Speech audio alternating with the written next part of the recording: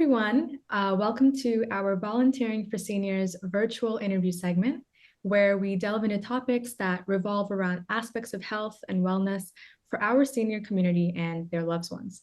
My name is Akila Pinamarthi, and I'm the Head Outreach Coordinator for VFS.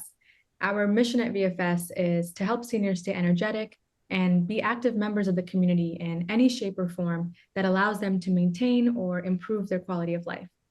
Our volunteers aim to help seniors combat isolation, provide relief, and support members to enhance their quality of life. In order to pursue our goal, our efforts range from friendly house visits, grocery runs, social events, and engaging with various professionals through our virtual interviews just like this. So without further ado, I would like to introduce our speaker for today's segment. Today, we have Reshma Nair, an executive director at EPOCH Senior Living, which is a senior living organization that operates various residence communities throughout the Northeast.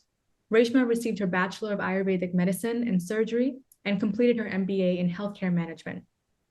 Reshma's history in the health and wellness space is further recognized through her dedication in embodying a directorial role in senior assisted living communities, as well as care settings specifically catered towards the needs of those diagnosed with Alzheimer's or related dementia. Today, we have the privilege of having Reshma give us a glimpse about the realm of assisted living and learn more about its nuances within the senior community. Now, I will hand it over to Reshma. Welcome, Reshma. Thank you, Akila. It's a pleasure to do this with you today, and it will be an honor to kind of share what I know about the assisted living space, which is, as you know, a really large space. It is an area that has caught the attention of many people, especially in the last few decades, with more folks, aging in place and with longevity amongst people, which has led them to make decisions along the lines of, what are our options when we get to a point where we just cannot live at home alone. And so assisted living, like other long-term care options, comes into play. So today, I'm just going to spend some time sharing a very brief, like an overview of what assisted living is, what is the meaning of it, why are we even having this discussion, and what options exist. Of course, as we go along, if there are further questions, I'm happy to answer those, and you can share my contact information with whoever you need to in order to get that information. So there's a small PowerPoint presentation that we'll just go over. It says Understanding Assisted Living. Our first slide is some facts and figures. So as you can see in this pie chart, 85 years and older, that's more than 50% of Americans that we have, at this time.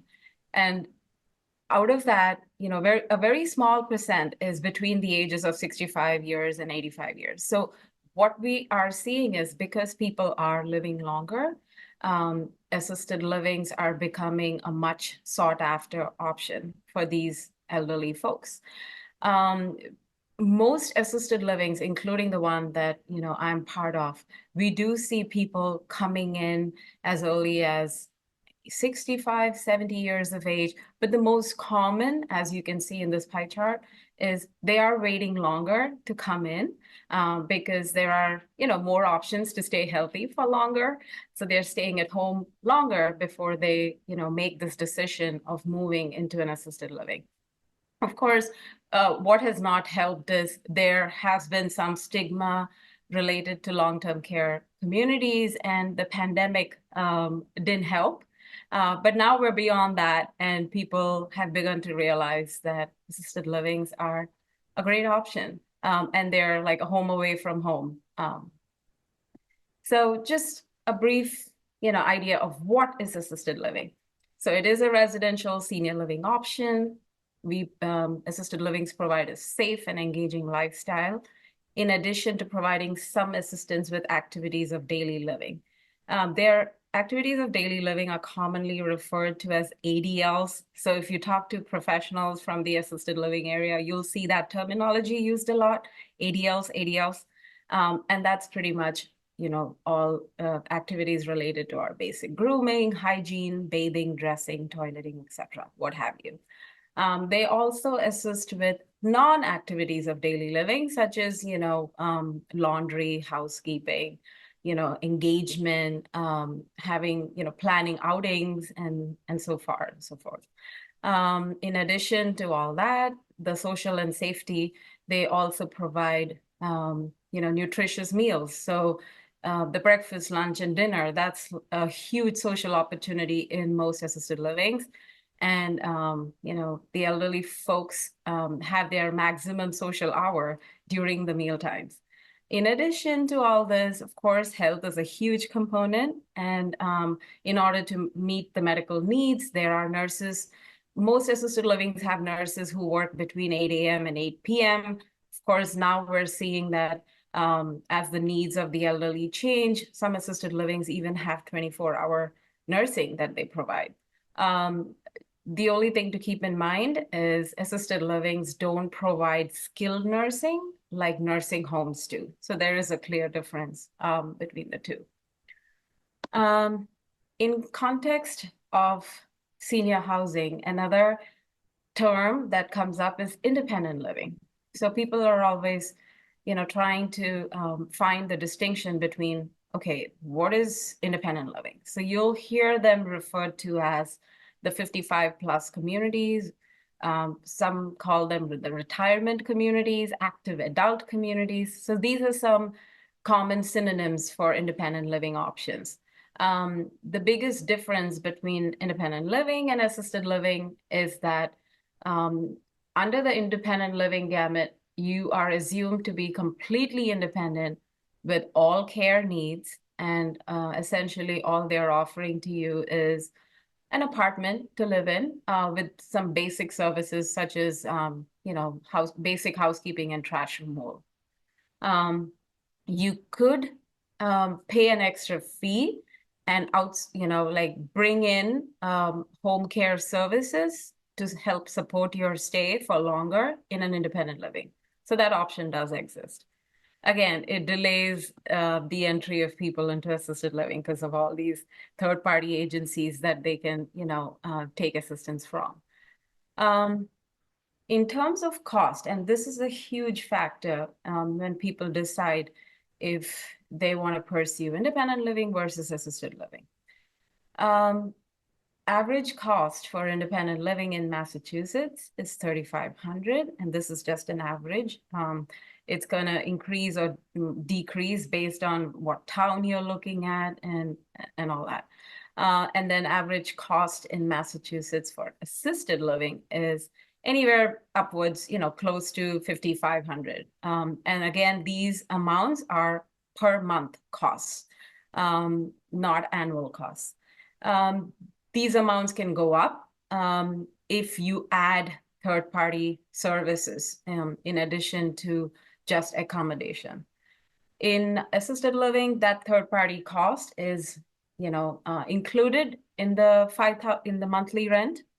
In independent living, that's something that you add on as you go. So these costs are just an average estimate. Based on region, style of apartment, and services that you add on, they may increase. A lot of folks from the previous generation, we have found invested wisely in long-term care insurances. They do exist now, but they're not anything as good as the kind of plans that used to, be in existence several years ago. Of course, long-term care insurances help towards paying for senior living. If you sign up with the long-term care insurance, they reimburse the monthly fee that then you pay towards the assisted living. So that becomes like a huge help financially for people who are struggling with how to pay. Unfortunately, Medicare, Medicaid do not pay towards independent living or assisted living because these are private residential options. and Medicare does not cover it, neither does Medicaid. However, some folks may be eligible for a Medicaid waiver program, and I've mentioned it in my slide. You can contact Mass Health. There's a customer service number that shows up. You can Google them, and they will help you determine if you're eligible for a Medicaid waiver program based on your income and assets. So we've looked at independent living. We have a basic idea of assisted living. And then there's a third, a branch of assisted living, which is called memory care. So as the name suggests, it's a more specialized form of care to meet the needs of those who have a diagnosis of dementia or some memory impairment. Again, it differs from traditional assisted living because in a traditional assisted living, the exits and entrances are not secured, whereas in a memory care assisted living, the physical, layout is such that the entrances and exit points are secured.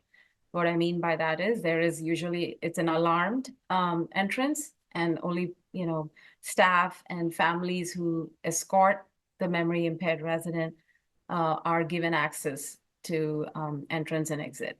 And again, this is, as you can understand, this is more done for the safety of the resident because someone with a memory care concern could wander out into an unsafe area.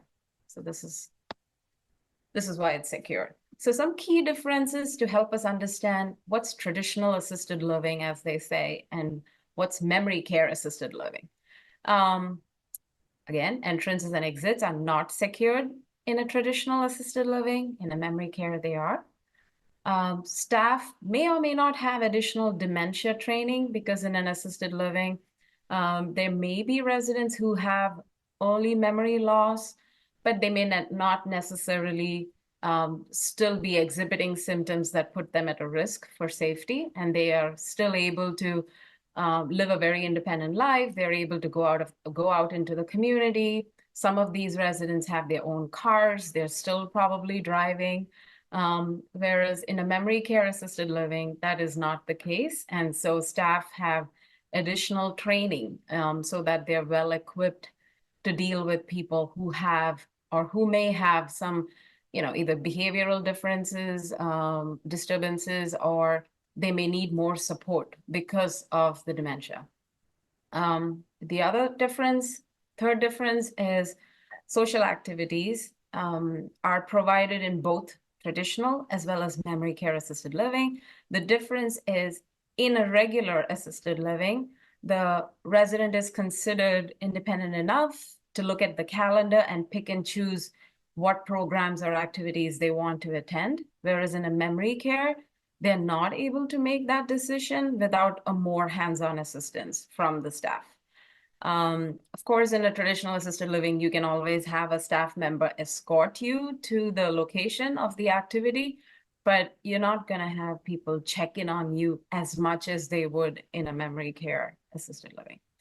The fine dining experience, that's pretty similar in both, again, with just more hands-on help in a memory care setting because the resident may need more help with determining food choices as well as their diagnosis may be advanced to a point where they need more hands-on assistance with the feeding process and in order to maintain their dignity and their nutritional needs, the staff is much more involved in a memory care setting.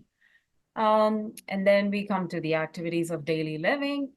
You could have help in both of these settings, but it is naturally assumed that in a memory care assisted living, as the person, advances through their diagnosis of dementia and reaches the later stages, the amount of help they may need may be much more extensive than if they were in a regular assisted living. So these are some broad differences, just to help you understand why both these options exist. Moving along, I always get asked, so if we are in an assisted living and we don't drive, how are we able to go, seek medical attention for something that we would normally go to the primary care provider for? Well, in assisted living communities, in fact, most assisted living communities now have collaborated with doctors from the outside area who specialize in geriatrics, and they're pretty much like your primary care physician, but they have more specific experience with handling the diagnoses of our senior folks, of elderly folks. And so they collaborate with assisted livings, or they have like a partnership where they sign on to become the medical director, and they do either monthly or weekly visits based on their contract. And all their patients who live in a certain assisted living, every time they come in, they kind of make a list of, all the people that live there that they are able to provide services to. Now, again, this is completely by choice. So if someone wants to live in an assisted living, but still hold on to their doctor who they have known for several years now, that is totally all right. You could hire services that will help you, that'll help transport you to the primary care provider's office and back and forth to the assisted living. So these are all choice-based. Nothing is imposed upon the residents. And like any other primary care provider, they would just bill your insurance for any of these medical services. The next big reason why people would consider assisted living is engagement. When an elderly is living in their home alone, and family may not be local, or family may contain daughters or sons who are really busy professionals and have their own lives and are not able to get involved as much with what's happening to the aging parent, it becomes more critical that the elderly is engaged, because when there is a sense of purpose to their day, when there's a structure to their day, when they feel like they are entertained by a certain activity or program, then that is always a good feeling, right? It just makes the day go by faster, which is one of the main reasons. So there's two reasons. Safety is one, and then the second big reason is also engagement. How do I keep my elderly engaged? So assisted living communities offer not just the socializing opportunities, but they all have a very packed enrichment calendar. It's filled with activities from morning to evening. It may start with an exercise program in the morning and, go on to some arts and craft club kind of an activity. There are like themed celebrations. There's pet therapy. There's, you could be part of the philanthropy club and be working on a project to help a cause out there, or to help a charity. I remember one of the clubs that we had for our residents was the quilting club, and a group of residents got together and they, made this beautiful quilt and donated it to the charity. It was like clothing for homeless children. And they made these beautiful quilts, and blankets and scarves. They crocheted, and it gave them such a sense of purpose to be engaged, for a cause. And it just made them feel like they were still useful to the society. There are some other activities in the form of like reminiscence. What that is kind of going down memory lane, things or events that happened, or inventions that happened, say 50 years ago, that do not, that have evolved, and how do they look now? Just even a simple invention, for example, if you take a telephone, what did telephones look like? Many years ago, we had the rotary phone, and now it's it's the iPhone, or a smartphone. So we've come a long way, right? So that invention could be a topic of or an example of a reminiscence activity. Similarly, there are like conversation clubs that happen. There's book clubs. People pick a favorite book. People of the same who share the same interests get together, and they form part of a book club. So there are several such opportunities to be involved in, something purposeful, and there's a little something for everyone. And that is a huge attraction of assisted living. So we've talked about help with care, help with engagement and socializing opportunities. And of course, the next big thing is um, in order to stay engaged, in order to feel good, you need to, there's the whole wellness component that we can't forget about. And when an elderly is living at home alone, they may not be very motivated to cook themselves nutritional meals or to go shopping for just themselves, right? So dining is also another huge attraction as to why people would think along lines of assisted living, right? So you have food, dining, and help with care, and there's a nurse that watches over any change in your, clinical status. So you got it all under one roof, and that makes assisted living very attractive as an option. And it's all in a social setting. So these places look like it would be like walking into an expensive hotel. That's the look and feel, because you want to feel like you're in a home kind of setting. They're cozy. The rooms are decorated with familial objects that you probably had in your bedroom for years and years. You could decorate it with any keepsakes, any, family mementos, what have you. It's a very personalized decoration that we see in most apartments in these assisted livings. So everyone can decorate it according to their own taste, and it's very personalized. So it makes them feel like they've kind of created a home away from.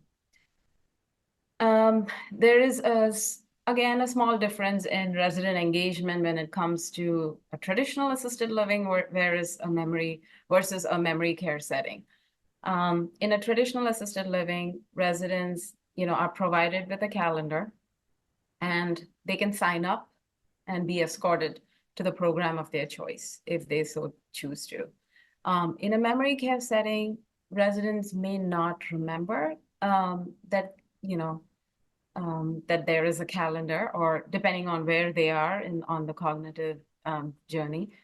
And so they may need more hands-on assistance with being reminded, with being highly encouraged, with being escorted to the program. And once they reach the setting of the program, we have staff actually seated next to the residents so that they can demonstrate how the resident can participate.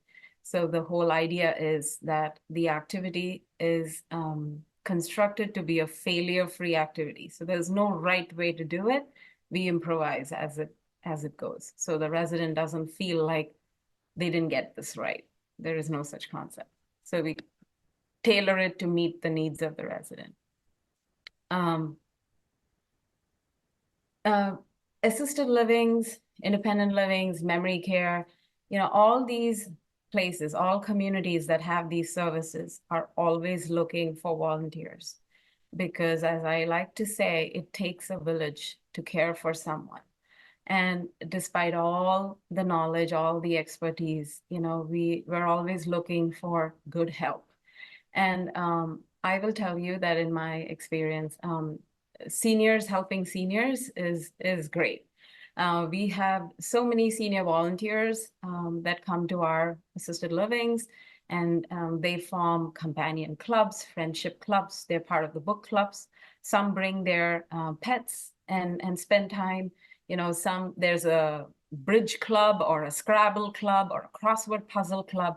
So depending on any interests that you may personally have, we ask that you come and share that with the residents that live in assisted living. Some of them don't have families, or some of them have families that are very remote. And, having a friend that comes to see them and spend some time talking to them one-on-one can go a long way to brighten and cheer up their day. So yes, we can never have enough volunteers. And we've never had a problem, because there are a lot of good people out there who really want to do purposeful work. And it does make a world of difference to the residents who live in an assisted living community. In fact, most communities have a volunteer program because we do have to make sure that we run a background check and all of that. Just want to make sure we don't have a mass murderer amongst us, right? So we do a background check, and then we kind of fill out a profile form, which gives us an idea of what activities the volunteer is interested in and how they would like to contribute their time with us. And like I said, there is no such thing as a simple or a complicated program. It can be as simple as a conversation group or chat club, or as complicated as a crochet club or a bridge club, whatever they're able to do. It gives a sense of purpose, not just to the volunteer, but you also kind of find that the residents whose lives you impact, they kind of feel good too, because they've formed a friend, and they feel like they're still able to connect with people from the outside, which is huge for them. Because as we age, people are always trying to remind us of things that we're not able to do. So it's nice to be reminded of things that you can still participate and enjoy. And again, in my short life, I've learned, I continue to learn. Every time I spend time with my residents, they have something of value to teach me. And, where I do consider myself a lifelong student. So it helps to be amongst people who have so much wisdom to share. All they ask for is a patient ear. So, and that's it from me. No, thank you so much for the presentation. I think honestly, it's such a great comprehensive, guideline of conversation starters that, seniors can also have with their family, and learning more about, what are the options that are out there for their, the community and things like that. So I think it's a great way to start having those conversations and building from that. I do have a couple follow-up questions. There was one that you beautifully answered about I think I had one about the geriatric care and how, what if, they needed more specialized care or some form of therapeutic care that maybe the geriatric care couldn't provide internally in the centers. And, you definitely provided answers that, that is still possible. And personalized care seems to be very like a big emphasis in assisted living, which is great. Yeah, and I do have two other questions that you did touch upon a little bit. You mentioned the, array of activities that are provided for seniors in the residences. And it's really great to learn that, such centers do strive to provide that agency and those enrichment programs for these seniors to like remove any barriers, they might have to come across, achieving that sense of agency. And I know we've talked about this before as well. And I think the topic of autonomy versus isolation is really prevalent in that, demographic. Absolutely. And it's deeply ingrained within the relationships people have in their support group as well, in their social support group. For those, that do have family members nearby and loved ones nearby, can you speak upon, the role of family and caregivers in providing the quality of care for seniors at assisted living or independent living or memory cafe centers? So like, how do you involve and communicate with the families of residents to ensure that they are engaged and informed about their loved ones here at the centers? That's a great question. So assisted livings don't have visiting hours. So, you as family, you can visit your loved one at any time of the day. As family, you can also volunteer, and you can say, I know my mother really enjoys playing bridge, and I've learned how to play bridge with her. But I also would like to, add a few more folks to our bridge club. And you can go and gather more friends for mom to play bridge with, because now you've not only gathered more people with similar tastes, but you've actually helped do that networking for mom. So, assisted livings do accommodate that. They let families become a volunteer. The communication between an assisted living management team and family is very tight. It's everything, because people who work in assisted livings are the liaisons. So we're the ones that's bridging that gap. So most conversations can happen in person, via emails. We have what is called a care plan meeting that's held. For example, when someone moves into an assisted living, there is a care plan meeting that happens on day one, when they move in. And then there is a follow-up meeting that happens exactly at the end of 30 days of the resident living in that setting. And it's a good opportunity for families to meet with the team, with the nursing team, with the activities team, with the management, and see, hey, how are things going? In fact, the elderly who lives in the assisted living can also be part of that meeting and give their own input on, okay, my stay is going well. Here's what I like. Housekeeping is on time, but the food is not very good. So dining director, please hear me out. Here's what I'd like to see as some options during breakfast time. I know you have a lot of hot food options, but I'd like some cold cereal. Let's go down to basics, or, I'd like more Jello as dessert options because I'm diabetic and I want sugar-free options. So things like that. So it gives a very good forum for them to express what needs are not being met, or where there's a little more opportunity to do better. And I think that's very helpful. No, yeah. It's definitely a two-way stream. And we tell families all the time, you don't have to wait for the 30-day meeting. It's ongoing. You can reach out sooner. If your mom's not enjoying, if our resident is not enjoying a lunch option, they can always ask for a sandwich. Maybe someone just wants peanut butter jelly and they don't necessarily care for the fancy option in front of them. Okay, we make them a peanut butter jelly sandwich, stick to basics, right? So things like that. In fact, most assisted living communities also have like a food club committee that meets. So it's a group of residents who volunteer to be the spokespersons, right? And they speak on behalf of all their friends who live in that particular location. And boy, do they come with their notepad, and they have a long list and some very good insights, some complaints, some suggestions of what else they would like to see on the menu. And this is just one piece. That's just the food committee. Then there might be another committee that talks about, oh, what's the environment like? This is the environment group.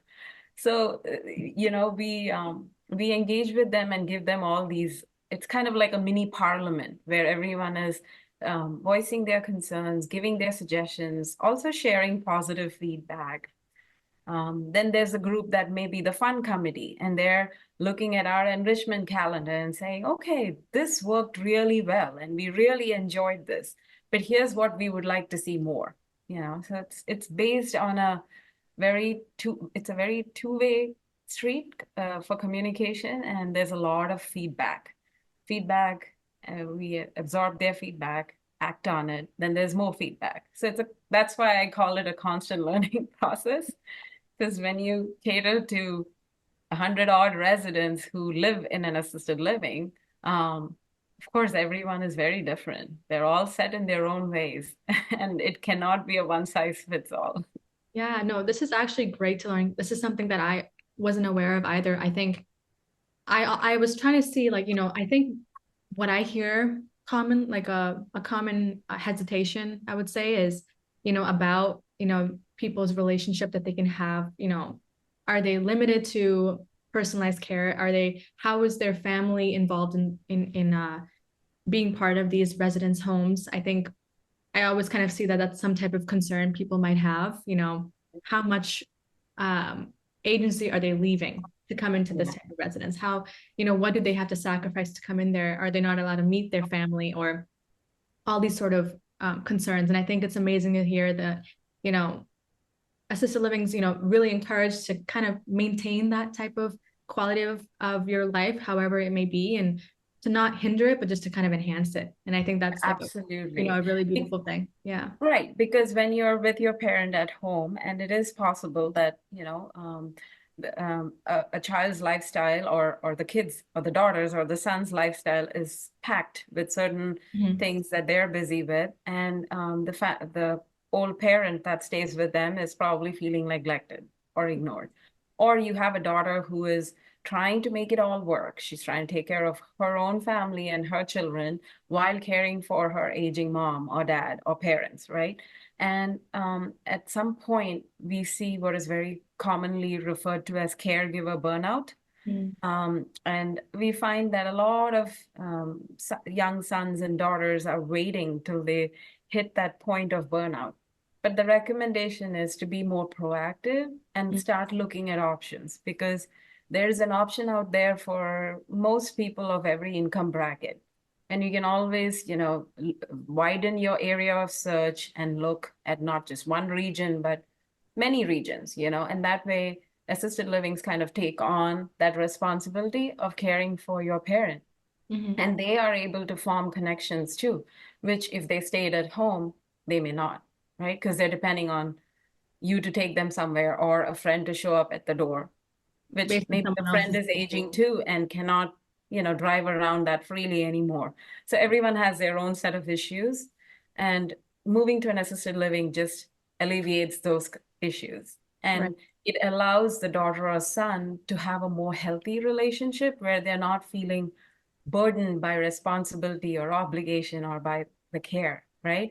You can go back to being, we say to some daughters, you can go back to being her daughter again because you're not her caregiver anymore. And so you're not like irritable. You actually look forward to visiting your parent, right? Right. Exactly. And these are natural things. It's a tough decision. It's an emotional decision, and we get it. Mm-hmm.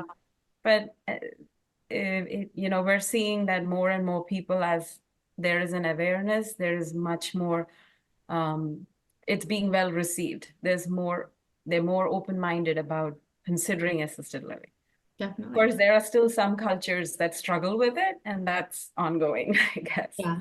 No, definitely. I think it's as you mentioned, like a very personal and intimate conversation to have, and Yeah. how to kind of navigate that conversation is, obviously very personalized between, cultures and families and things like Yeah. that. Yeah. Oh, And but everyone's timing and perspective Mhm. is so unique, For right? sure. Yeah. And no, thank you for that. I think that gives a lot of insight about the mechanism that goes around in the assisted living centers and just resident centers in general. And you did mention this briefly, and I wanted to see if we can speak more upon it. You know, in the realm of personalized care, and it was great to hear, it's like kind of like a little dorm for a Yeah. dormitory for these seniors, right? Yes, absolutely. Yeah, you can decorate the way you want it to be. You have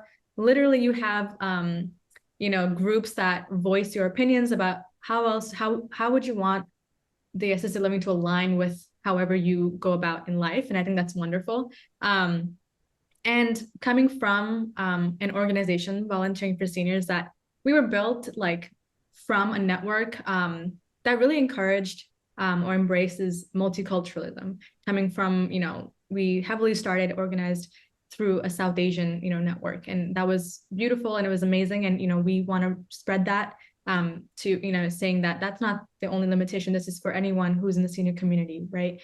And I think one other concern that I feel like I hear once in a while is just about the barriers that people may have, language barriers, cultural barriers, which I definitely agree. It's definitely improving, and if people are learning from one another and being culturally aware about those type of topics. But is that some type of experience you've dealt with before in the assisted living centers? And how do you address, the cultural and, very diverse spiritual needs of residents, taking into their diverse backgrounds and beliefs? Is that something you've battled or gone through? Yeah, we're very cognizant of, folks that live in the assisted living. So I know, personally for the places that I've been associated with, we look at our resident population.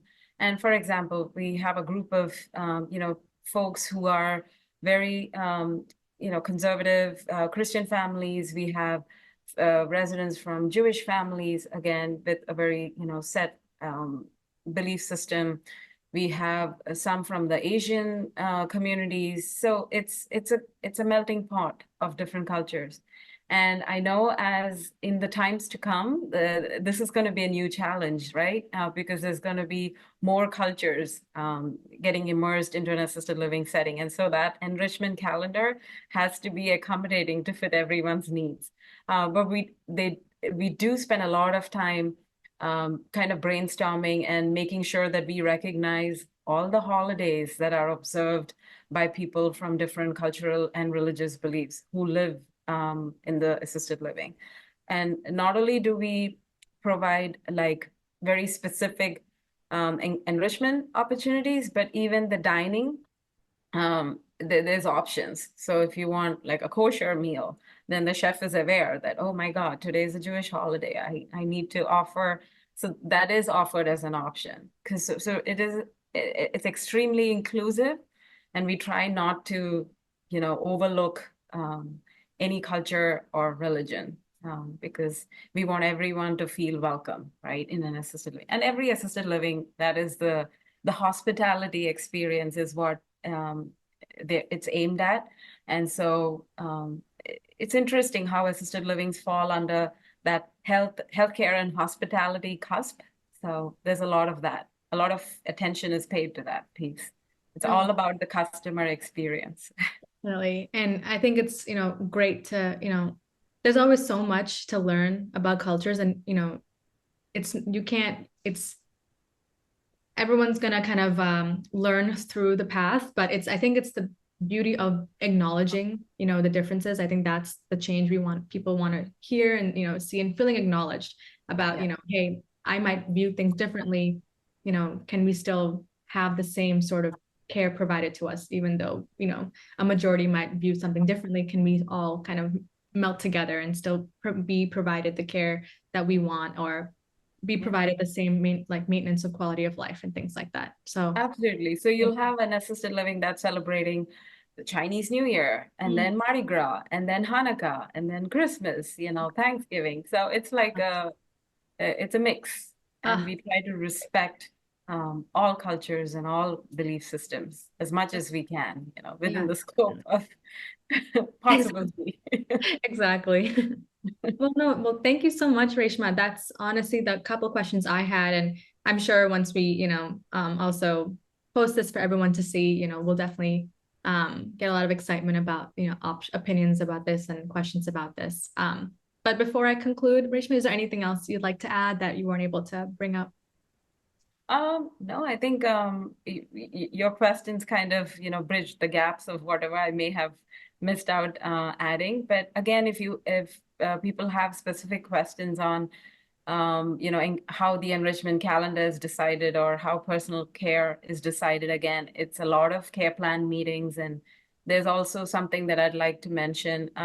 When someone's about to move in or deciding that, okay, they want to, pursue the assisted living track, I just want to kind of do an overview of the steps. So usually a nurse will come out and assess the prospective resident to determine what needs they have that is very specific to them. What are their hot buttons, all of that. And then the care plan is drafted according to that assessment. And there's also a life profile form that they fill out, which gives us a lot of ideas as to how their daily routine is. Are they an early riser or a night owl, whatever that may be? What do they enjoy? These are their hobbies. This was their occupation or profession. This is who they have in their family. This is their pet peeve, and this is what they enjoy. And this is an absolute no-no for food, and this is great. So there's all these options. It's a profile form that they fill out. And our team looks at it before, the enrichment calendar and the dining menu and all that is worked upon. So there are those little details too. I mean, you can keep scratching the surface and get deeper, but yeah, I thought I'd just add that.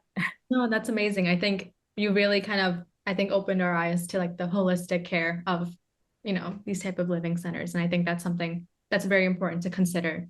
And also just kind of, I guess, be aware for everyone to know that that's not something you have to sacrifice to just join a residence community. So, yeah, thank you so much, Reshma. I think, again, thank you so much for your insight. And sharing your work and your passion towards the community. I think honestly, engaging in these like digestible conversations like this, it's about the resources that are there for seniors and the general community is really important to provide. And I did want to end this conversation or session once again.